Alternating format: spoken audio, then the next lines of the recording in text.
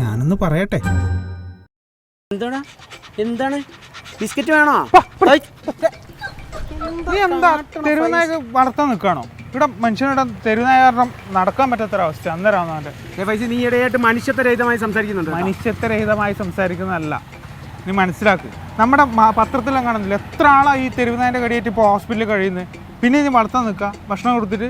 ഇവിടെ മൃഗങ്ങളെ സ്നേഹിക്കാൻ പഠിക്കണോ, സ്നേഹിക്കാൻ പഠിക്കും. എടാ സുഹൃത്തെ നിൽക്ക്. എടാ നിന്നൊന്നും ഈ ആസ്പത്രി കിടക്കുമ്പോൾ നിന്നൊന്നും നോക്കാൻ ആരും ഉണ്ടാവില്ല. അതുകൊണ്ടാണ് ആ സ്നേഹം കൊണ്ടായി പറയുന്നത്. ഇത് കർണാടകത്തിലാണെങ്കിൽ പിന്നെ ഓക്കെ, വലിയ കുഴപ്പമൊന്നും ഉണ്ടാവില്ല. എന്താ കർണാടകയിലെ പട്ടികൾ കടിക്കാറില്ലേ? കർണാടകയിലെ പട്ടി കടിക്കാറുണ്ട്, കുരക്കും പട്ടി കടിക്കുന്നതാണല്ലോ. അതല്ല, കർണാടകയിലെ ഒരാളെ പട്ടി കടിച്ച 3500 രൂപ. ഇനി അത് ആഴത്തിലുള്ള മുറിവാണെങ്കിൽ 5000 രൂപ. ഇനി ആ പട്ടി കടിച്ചാൽ മരിച്ചാലോ 5 ലക്ഷം രൂപ. ഇതാണ് കർണാടക സർക്കാർ കൊടുക്കാൻ പോകുന്ന നഷ്ടപരിഹാരം. നമ്മുടെ കേരളത്തിലൊക്കെ ഇങ്ങനെയായിരുന്നെങ്കിൽ എന്തായിരിക്കും അല്ലേ അവസ്ഥ?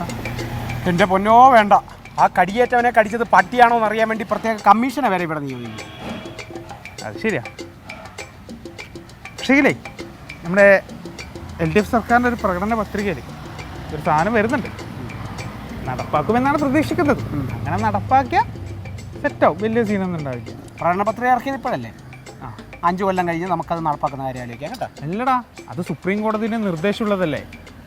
മറ്റേ ഈ ഷെൽട്ടർ പണിയെന്നുള്ളത്, തെരുവുനായയുടെ പാർപ്പിക്കാൻ വേണ്ടി പ്രത്യേക ഷെൽട്ടർ പണിയെന്ന് സുപ്രീം കോടതിയുടെ നിർദ്ദേശമുണ്ട്. അത് നടപ്പാക്കുന്ന പറഞ്ഞത്, അല്ലാണ്ട് കോമ്പൻസേഷൻ അല്ല. അങ്ങനെയൊന്നും നമ്മൾ സർക്കാർ ഒരിക്കലും പ്രതീക്ഷിക്കാം.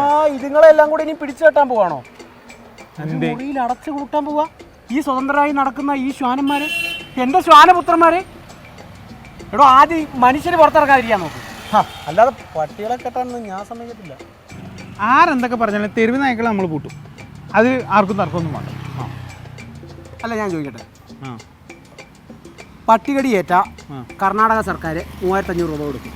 ഓക്കെ, ആള് ഭരിച്ച 5 ലക്ഷം രൂപയും കൊടുക്കും. അത് ഞാൻ നേരത്തെ പറഞ്ഞല്ലോ. എൻ്റെ ചോദ്യം എന്താന്ന് വെച്ചാൽ, ഈ കടിക്കുന്ന പട്ടിക്ക് എന്ത് കൊടുക്കും?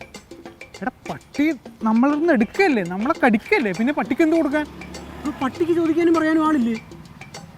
എടാ തെരുവ് പട്ടികളെ കാര്യമാണ് ഞാൻ പറഞ്ഞത്. തെരുവ് പട്ടികൾ കടിച്ചാൽ മാത്രമേ കോമ്പൻസേഷൻ കിട്ടൂ, അല്ലാണ്ട് കിട്ടില്ല. പൈസേ, തെരുവ് നായ്ക്കൾ അനാഥരായിരിക്കും, പക്ഷെ ഗുണ്ടകളല്ല.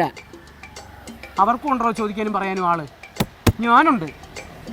നീ ഒരു കാര്യം ചെയ്യും, അത്രക്ക് നിർബന്ധമാണെങ്കിൽ നീ കർണാടകത്തിൽ പോയിട്ട് ഈ മൃഗസ്നേഹം കാണിച്ചു. അങ്ങനെയാണെങ്കിൽ ഹോസ്പിറ്റലിൽ കിടന്ന അത്യാവശ്യം പൈസ എങ്കിലും കിട്ടും. അഥവാ നീ തട്ടിപ്പോവുകയാണെങ്കിൽ 5 ലക്ഷം രൂപ കിട്ടും. നിൻ്റെ വീട്ടുകാരെങ്കിലും ജീവിച്ചോ. ഇത്ര എനിക്ക് പറയാൻ. എടോ ഞാൻ കർണാടകയിൽ പോവും, തമിഴ്നാട്ടിൽ പോവും, തെലുങ്കാനയിൽ പോവും, കേരളത്തിൽ നിൽക്കും, അതെൻ്റെ ഇഷ്ടം. എവിടെയോ. പക്ഷെ എവിടെ നിന്നാലും എൻ്റെ ശ്വാനപുത്രന്മാരെ ഞാൻ സംരക്ഷിക്കും. പട്ടി എന്താണ് പറ്റിയ ജീവിതം എന്ന് പറഞ്ഞു.